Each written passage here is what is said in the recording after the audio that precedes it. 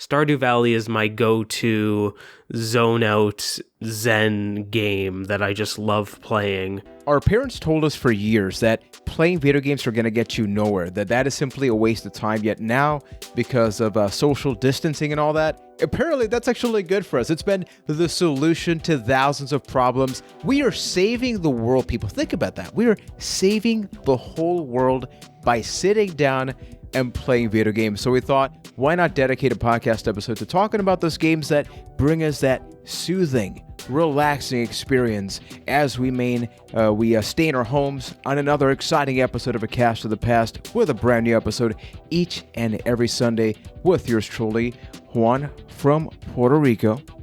I'm still stuck home, people. I hope to eventually leave, but also stuck home, Ryan, Boston, Massachusetts. Ryan, how much gaming have you been doing while home? Because I think it's like the stereotype, right? Oh, well, gamers, they get to be playing games. What about you? I mean, between having a vacation during this whole situation and then just being stuck at home without, having to commute to work, it has left some open time to play more games. I still have to work, but working from home, it gives you a little bit extra time to be able to enjoy games. So I've definitely been getting a good amount of video game time in. Keith from London, Ontario. Did you love my intro? Yeah, that's definitely the stereotype. Oh, you're a gamer? You must play video games. Of course. Yeah. Real big reach there. I plowed right ahead. Did not even, It's like, oh, you're a hockey player. You must shoot a puck every now and then, hey? So stupid, but have you, Keith?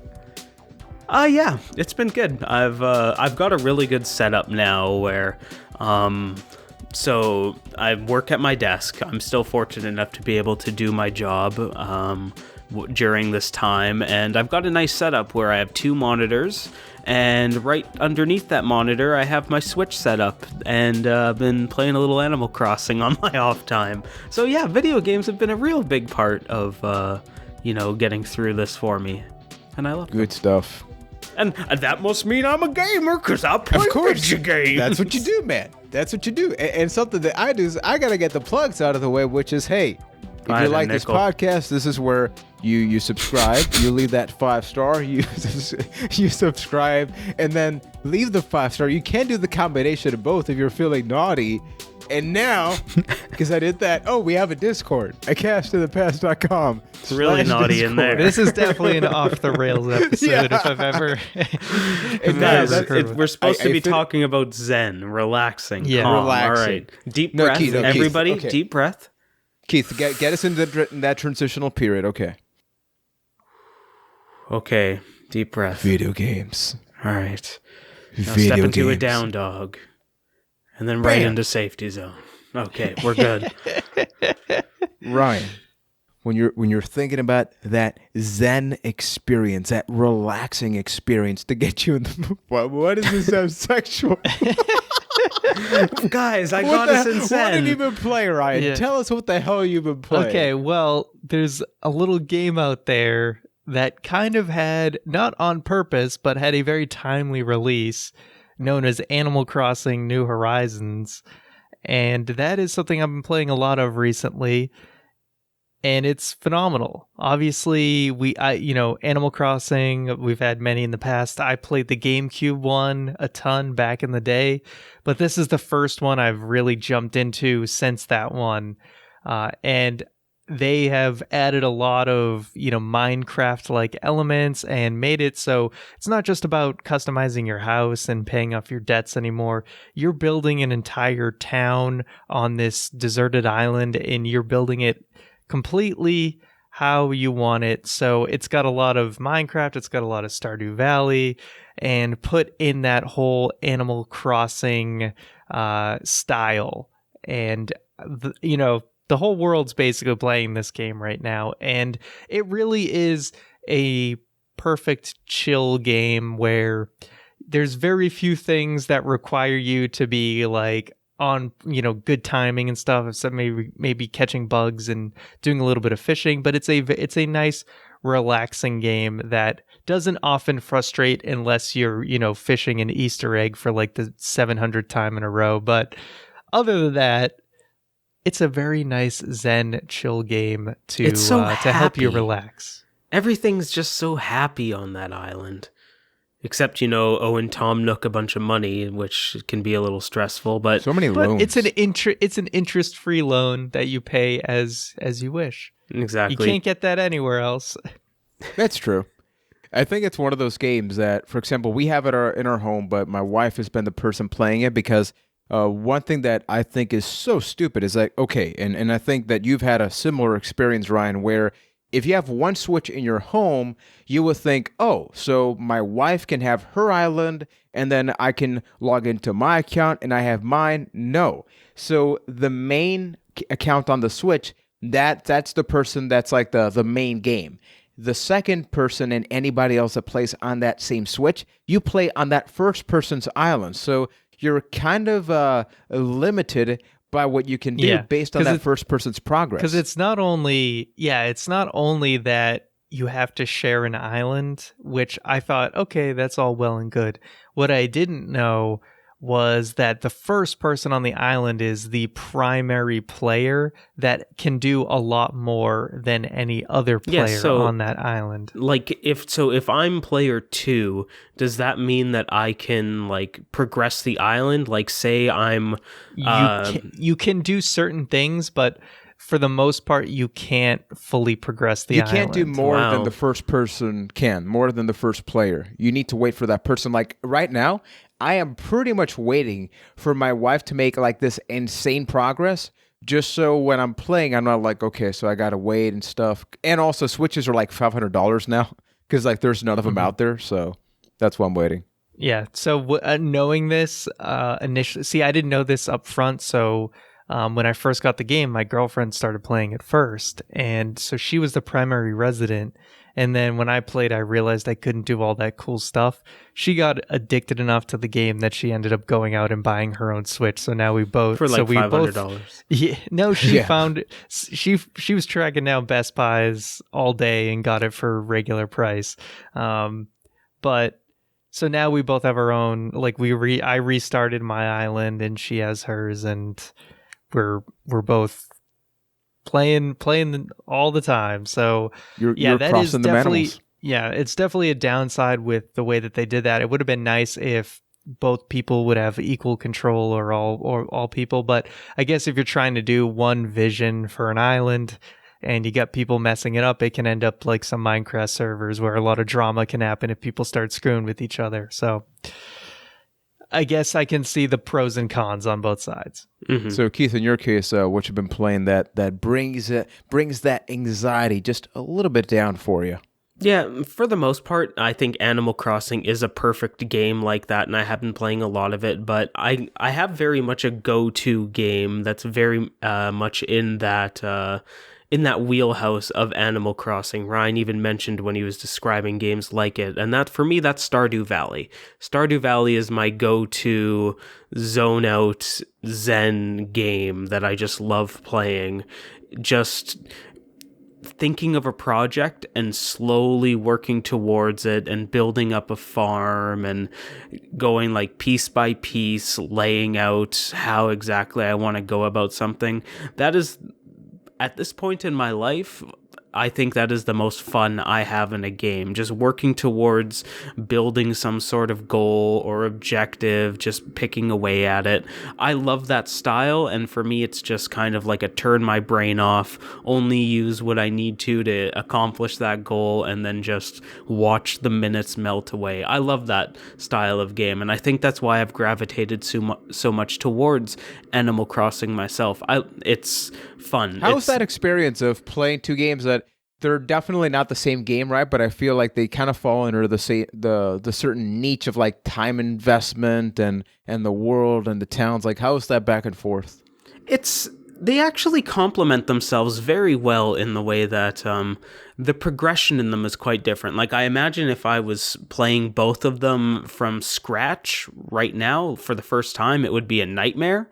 But because I've put a lot of time into Stardew Valley in the past, and that alongside the fact that you do have a bit of like return in Animal Crossing of I can only do so much per day. It's not really a game design. You're on the real world clock. You're on the real world clock, and you hit hard points, especially while progressing your island, to where it's like, okay, well, that'll be done tomorrow. So come back tomorrow and check it out. Or I've done everything I can on my island. I don't really feel like farming Nook Miles. I'm kind of done for today. So once you get to that point, then I switch over to Stardew Valley and keep working on my farm over there. So it's almost like trying to get the same fix and having to go to two different places to get it. But It's they like you have really two different drug dealers. Exactly. And combined, I get a little bit of A and a little bit of B, and then they make a perfect C that really just fills me with happiness. You need And- those Talking about freeze Resident Evil? rounds. Yeah, I was about to Exactly. say. It's like my freeze rounds that I inject in my veins. Nice. And I think that those games are so damn good to see that, because like even right now, I'm not playing Animal Crossing because in my case, even though I'm working at home, I'm actually working technically more than I usually would. So watching streams have been really nice, and watching Animal Crossing streams, because like it's not this super fast game. It's kind of like you have somebody in the background. Like whenever my wife is streaming, I'm like, okay, that's really cool. But anybody else that's doing it, and I feel like, you know, Stardew, those games definitely fall into that category for me. I've been playing a game that's, I guess you could say it's relaxing, but it's also painfully unforgiving. And this is a game that's actually available on Xbox Game Pass. I think I talked about it before. It's called Lonely Mountains Downhill. So the game is like, it's really good for people that love ASMR because it doesn't have a soundtrack. So the only thing you hear is the actual world of the game. Like the name implies, the whole thing is, well, you go downhill, but it's a lot easier said than done because it's gravity based and all that. So you are going to be dying a lot. What I love about the game is that each stage has like 30 shortcuts, people. So you can take the easy route, which is in no way the easy route. It's just like the less intrusive one. But then you look and you're like, wait a minute. I think if I go behind this tree, I can chop down 30 seconds. And it's like a time attack thing. There's game modes where make it to the end, but don't die 10 times along Is that this way. like that Getting Up game that came out a few years ago? I think it Getting Over scratches. It? Yeah, Getting Over it, Bennett that's Foddy, it. yeah. I would not consider that a Zen game, though. That is extremely That frustrating. is throw game. your controller through your but that wall game's game. different because you can be stuck in the same spot, right? It's like, how the hell do you get up that, right? Here, it's like, if you want to have like a pretty relaxing, like you don't care about the time limit. If you just want to get on a bike, especially now, it's like, hey, I'm actually getting around and mountains. Like, it's beautiful. But I love it's like the game is as challenging as you want it to be. Like if you choose like, hey, beat the stage in 2 minutes, then you are going to be dying a lot. You are going to get very frustrated. And I have, but there's something fascinating about, damn it, I want to get down this route. And even though you die and die and die, I love the graphics. So anybody that has Xbox Game Pass, please, I really do recommend you download this. And it's also like a great time for friends. Like in my case, because my wife and I are both gamers, it's like one of those games that she loves to watch, or like whenever I'm streaming, I'll put it on. And everybody just kind of like has like a casual conversation. I think this one, maybe kind of like Animal Crossing and Stardew Valley, is the type of game that you can play, but it doesn't require your absolute attention, right? Like there's no story in this game. The story is survive till the end. So that's what I love about playing that game. Is there anything else for you guys that's like maybe you wouldn't consider it like a soothing game, but it still brings you peace despite the fact that maybe there's a little bit of violence or something else? I have a couple games that, a couple examples of, some of the games I've played a ton of. But first, I did want to bring up one that's maybe a little bit surprising for some people, but anyone who's played MMOs would get it. But definitely World of Warcraft Classic. I've found that, in the original World of Warcraft, you have to do a lot of farming, basically, of gold because you have to spend it on resources to eventually do raids. And raids can be, depending on the raid, either very stressful or pretty easy. But there's a lot of times when, much like you were saying, Juan, put on a stream and then you're just in an area and you're just killing some lower level enemies to just get resources and things like that. So it's very much like a shut your brain off and just kind of grind out some areas. And that has sort of a Zen feeling to me sometimes, where it's like I'm not really thinking about it, I'm just kind of doing, and I'm listening to or enjoying a Twitch stream in the meantime, or doing fishing in World of Warcraft, which you have to do a lot of to get the consumables and things like that. So to the whole gold farming aspect of an MMO, there's definitely no. It's like that in leveling. There is there's kind of a relaxing like momentum that you have to it. No, fishing brought back the bad memories. As somebody that used to spend like hundreds of hours fishing for fish for those damn fish feasts and Wrath of the Lich King, it was, oh my... All right, moving on. Okay, Keith. You're getting me out of my Zen zone. I'll have to go back into safety zone in a minute here. Okay, Keith, which game would bring you right on back there? Right on back there, I agree with Ryan, where a lot of Blizzard games, I think, actually have that element to them where you can kind of enter like a turn your brain off, watch something else while still playing it. A game that I've been coming back to a lot recently, there hasn't been a lot of like new stuff in it to check out, but for a while, honestly, the last couple of years, it's been the game where I can just like shut it off, turn on a stream, and just click buttons until the things die, and that's Diablo 3 specifically, just because the game is so refined at this point that you can get these crazy builds where you're just mowing through enemies, and it's fun if that's your style of thing, where you're not in really that much danger unless you put yourself in that situation, and you're just tearing through content and getting different drops and progressively getting stronger and stronger and just taking out thousands of enemies at a time, all while you don't really have to think about it all that much. And even though your hands are doing something, your brain can focus on something else and really just take your mind off of whatever's bugging you at that time and just focus on a stream or something like that. Diablo's a great game for that in general, in my opinion. That the entire genre of like action RPG, I imagine a lot of people say the same thing about like Path of Exile. Yeah. That's the name I was gonna say. And then that type of game, even like a lot of like online shooters, I imagine are the same thing, like a Destiny and a Warframe. Warframe's another one that's big for those exact same reasons for me, and I love having a couple of those style games in my rotation at all times. With Diablo, are you one of those that loves like the really, really high difficulty? Do you go like lower, but then just keep playing a lot of it? Which side of the fence are you in? It all depends what I feel like. I wouldn't say that I fall on either side of it. Like if I feel like I want to work on a build and try something new, I don't need it to immediately be able to do the most difficult content. But if I like a play style and I enjoy it, I would like to eventually be able to kill the really tough things and feel that accomplishment of being able to hang on those high difficulties. So it's a mix of both, really. Okay, like I asked that because I'm recently playing a game, and I love the fact that you and I brought up similar games, and that was in no way intentional, because the 3 games that I've been playing in Game Pass really have kept my attention. Like I'm playing 3 games in a cycle. So one of them has been Lonely Mountains. Another one has been Ruiner, which is the opposite of Zen. If you've never played that game, it's like ultra violent. You will die a lot, but in the frustrating sense. But then another game I've been playing a lot of has been Children of Morta. So I think the best way to describe this game is if Diablo and Dead Cells had a baby, it would be this game with like really high detail graphics.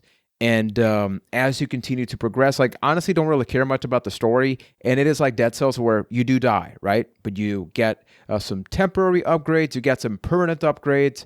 Right now I'm using the default character. I'm like level 10. You can unlock other ones that's like in a thief, assassin thing. The other one's more long range.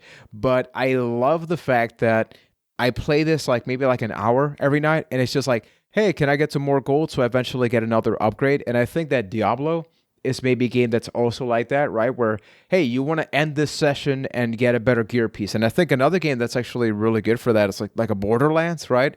I remember people being fascinated with Borderlands, and it was like, I want to get a better but gun. then Borderlands got not good, and then that was the end of that. Yeah, but I think those games that you see the numbers go up, it's like you could give a damn about the story, but you did something, right? And I think that, and right now we're looking to just like chill. Those games make you feel pretty good. So like, even though I recently started playing again Demon Souls, like on the PS3, I went way back there, but I realized, hey, that is a game I want to play.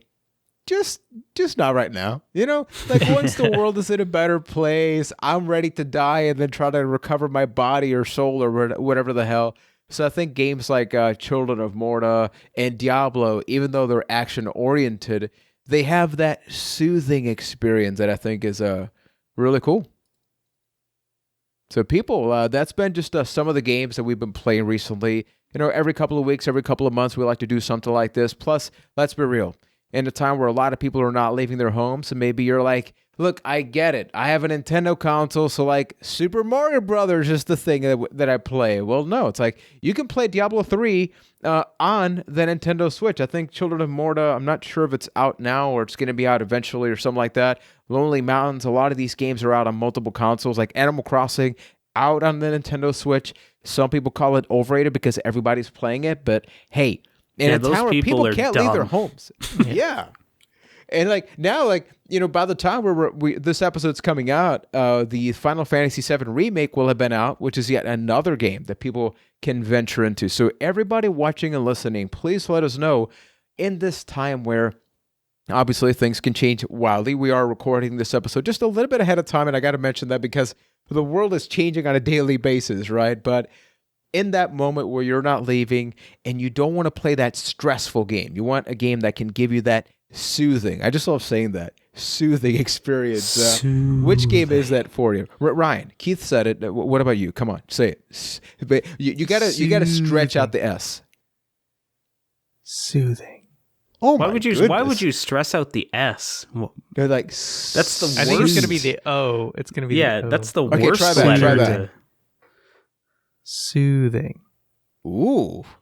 If Ryan gives you a soothing experience, what can people do, Keith, to make us feel pretty happy? Well, if you'd like to get nice and soothed by Mr. McNulty, you can check out our Discord at acasttothepast.com/Discord and come join us as we play these Zen games and hear me talk about how much I love Animal Crossing and have these grand ideas to turn half of my island into a tree orchard just so I can farm all of the oranges and all of the cherries and Oh yeah. enjoy that experience. As And soon then as I get terraforming, man, I'm blowing the whole thing up and, Oh, man. and like, you know, having a town over here, orchard over there. I've seen people build amusement parks. There's a lot you can do. I know. Yeah, I there was is so watching much. watching some guy build an arcade the other day in his basement, and I love that game so much. Guys, you know what I saw that I'm like, I'm not even playing Animal Crossing, but I would love to do that. You know how you can do the pixel art? Somebody in their home did the Super Smash Brothers Melee character select screen. So they made like the different ones Oh, that's for cool. each character. I saw Wow. that. I'm like, oh man, that gives me ideas for I like was, other character select screen stuff. That's really cool. I was gonna do a picture of our podcast logo and put it above my bed because I love us, Well, we're going to wait for that now because otherwise I'm going to feel bad. and you'll be able to see it on the Discord when I do it. That is true. And the last thing, you know, you mentioned the Discord. We talked about it last week as well in the podcast. Our upcoming game review is going to be Prince of Persia: The Sands of Time. We're going to be playing it in different consoles. I think, Ryan, you're going to be doing it on GameCube, is it? Yep.